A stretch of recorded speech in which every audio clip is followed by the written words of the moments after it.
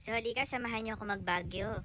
Pang-5 beses na balik ko na dito pero hindi pa rin ako nagsasawa eh. So, ayun, bumalik ulit ako para ma-relax tayo. Tingnan natin kung malamig pa rin ang klima dito sa Baguio City. So halika, tara, samahan niyo ako. So Friday night, ayan, nagpunta muna kami sa Horty Cafe para magkape. Para syempre gising kami hanggang sa biyahe.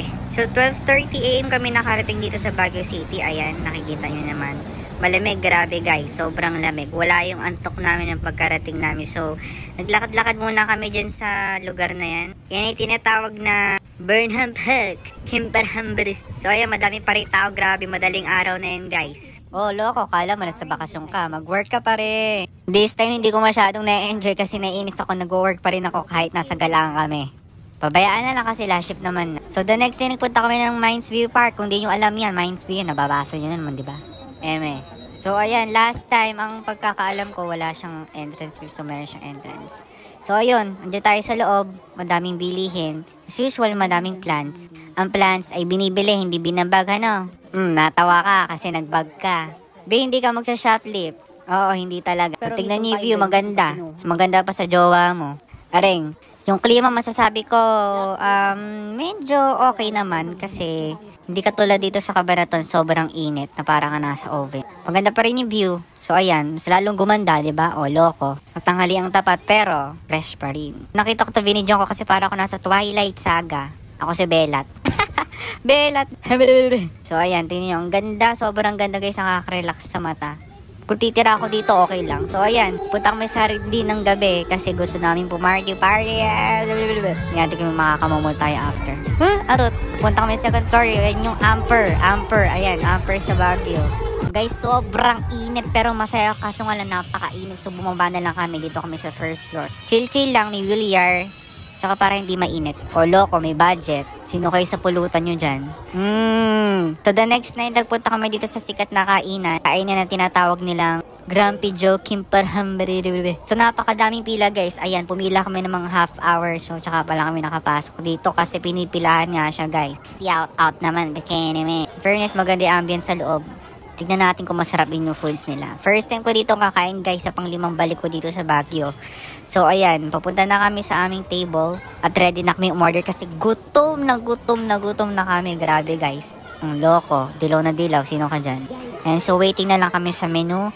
Yung service nila okay naman, medyo mabilis naman ng konti pero ayan, na pinag-order namin dyan. Tingnan nyo mabuti. May budget. O loko, uwi mo sardinas ka na ulit. Dami. Hindi nyo kayang ubusin yan. Lul.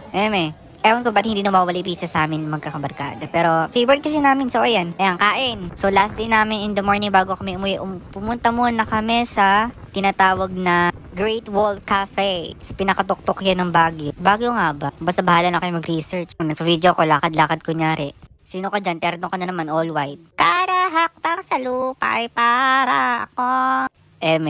Yung background music. So, ay naglakad ako kasi gusto ko makita view. Liga, tara, samahan nyo akong amoy ng simoy ng hangin. Nawala sa Cabanatuan. Diyos ko, Lord. Ang fresh ng hangin. Talagang nature na nature. O, loko. Sino ka dyan? O, ayan. Emote muna tayo hanggang matapos ang emote. So, kita tayo ng cafe. Napakataas yan, guys. Kita nyo naman, may videographer ako. May budget. Aring, libre lang yan. So, andito na kami sa taas. Ayan. Nagaganda ko yung mga figurine nila. Gusto kong iba kaso maliit yung bago, hindi kasha. Huy! Hindi ka magbabag ngayon, ulul. Nakakatuwa lang kasi nakaka-relax dito. Although, hindi madami yung menu nila. Pero, yung view talaga yung nakakapagpa-relax. At, dinadayo ng mga turista dito. So, meron din sila mga yan. Pwede nyo bilhin, uwi nyo sa bahay nyo. Bibilin, hindi siya shoplift. Hindi ka mag-shoplift. Uwian na, Ayaw mong meka lang. Mapos sa Kimberhamber nila. Ang cute lang ng mga binibenta nila. Gusto kong bumili kaso wala na tayong pera. Wag na, magtipid na. Tama na. And yung mga papos, wall din silang ganyan. Hindi ko na binasa kasi nakakatamad kasi kulang na kami sa oras. Gusto namin magkape. Ayan, madami.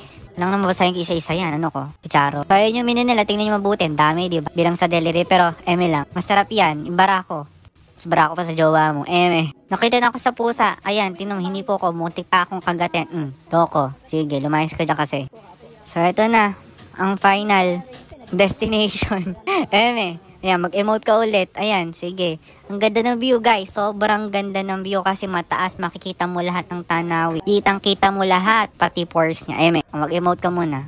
Ayan, so nagkakape na tayo ngayon. Ayan, tinatawag na Luxury Cafe Kim Perezcopico Brown Chimpre. Guys, dito nakaka-relax dito. Legit, sobra. Pumunta kayo na Baguio. 3K lang, makakalayas na kayo. Pag-e-enjoy pa kayo, ayan, kapat, kausapin nyo.